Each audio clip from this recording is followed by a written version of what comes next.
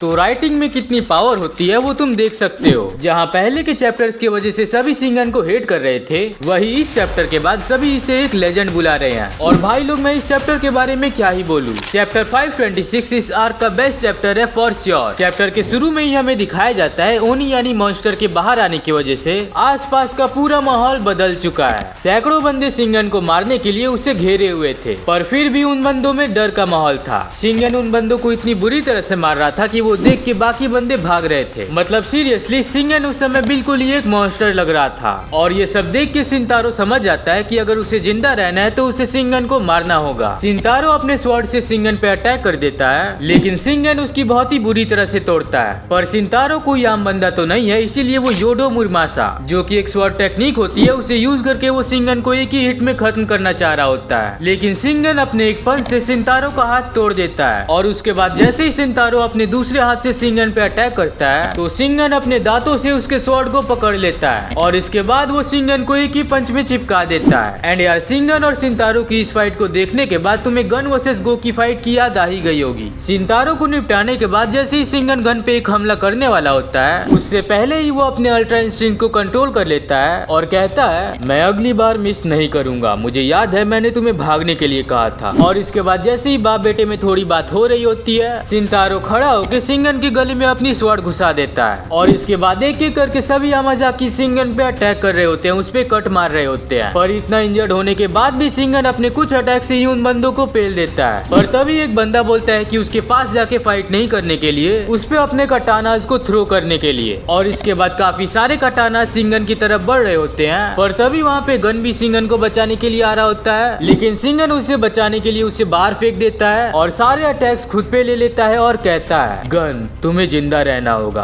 और सॉरी कि मैं तुम्हें नाम नहीं दे पाया। और इसके बाद सिंगन की मौत की खबर चारों तरफ फैल जाती है और गन यामाजाकी से बचते हुए इधर उधर भटक रहा होता है। और यार सच में गन को इस चैप्टर में देखने के बाद एकदम ओजी डैनियल वाली फीलिंग आ रही थी। गन दो बंदों को सिंगन के बारे में बात करते हुए सुनता है, जो सिंगन के बारे में बुरा भला बोल रहे थे, और इसी वजह से उन दोनों को ही बजा देता है। और तभी वहाँ पे सभी यामाजाकी आ जाते हैं, जो कि पार्क सोमी के लिए काम करते हैं। और तभी हमें पता चलता है कि पार्क सोमी सिंतारो की वाइफ बन चुकी है, पर फिर भी वो गन की मदद करना चाहती है। और वो गन को बोलती है कि जापान को छोड़ के साउथ कोरिया जाने के लिए, क्योंकि अगर वो जापान में रहेगा तो उसे यामाजाकी ढूंढ के मार देंगे। और इसके बाद गन पहुंचता है साउथ कोरिया, जहाँ पे उसकी पहली बार मुलाकात होती है दूसरे लेजेंड गैप्रियंग किम से। एंड यार सच में ये चैप्टर कमाल का था। नाउ अब अगर हम अगले चैप्टर के प्रेडिक्शन पे बात करें तो यार ये आर्क तब तक नहीं खत्म होगा जब तक हमें ये पता नहीं चल जाता कि गन आखिर शीरो ओनी कैसे बना। तो यार गन शीरो ओनी तब बनेगा जब वो कोई डेंजरस काम करेगा। और यार अभी हमें ये पता नहीं है कि प्रेजेंट टाइमलाइन में सिंतारो जिंदा है या फिर मर गया। एंड इसलिए मुझे ऐसा लगता है कि हमें आगे के चैप्टर्स में ऐसा दिखाया जाएगा कि गन काफी ज्यादा ट्रेनिंग कर रहा है अपने फादर का रिवेंज लेने के लिए, क्योंकि यार करंटली अभी गन जिस स्टेट में है वो अभी इतना पावरफुल नहीं है कि वो सिंतारो को हरा दे। एंड इसीलिए हमें गन को ट्रेनिंग करते हुए दिखाया जाएगा, जिसके वजह से वो स्ट्रांग बनेगा और आगे चल के सिंतारो से रिवेंज लेगा। और यार रही बात गैप्रियंग किम की कि वो गन के साथ क्या करेंगे, तो यार गन अभी बच्चा है तो मुझे नहीं लगता है कि वो उसके साथ कुछ गलत करने का ट्राई करेंगे। प्रोबेबली ऐसा होगा कि गन के इमिग्रेंट होने की वजह से उसे जेल में डाल दिया जाए, मतलब वो दूसरे कंट्री से आया है और उसके पास कोरिया का सिटीजनशिप नहीं है और इसी वजह से उसे जेल में डाल दिया जाएगा। और इसके बाद ऐसा हो सकता है कि चार्ल्स सोई को पता चलेगा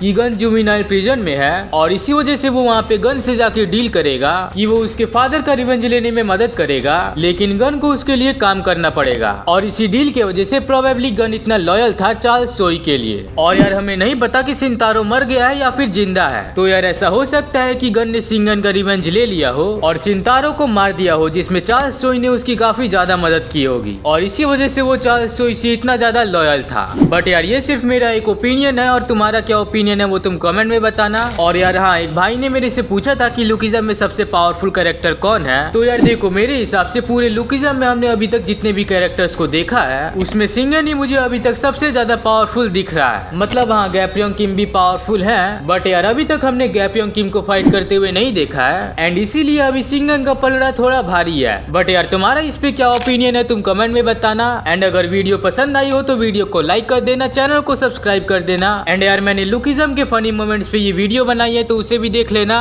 मैं इस वीडियो का पार्ट 2 तभी लाऊंगा जब इस वीडियो का लाइक टारगेट कंप्लीट होगा। तो यार लाइक टारगेट को कंप्लीट कर दो और अब मिलते हैं नेक्स्ट वीडियो में। Bye bye.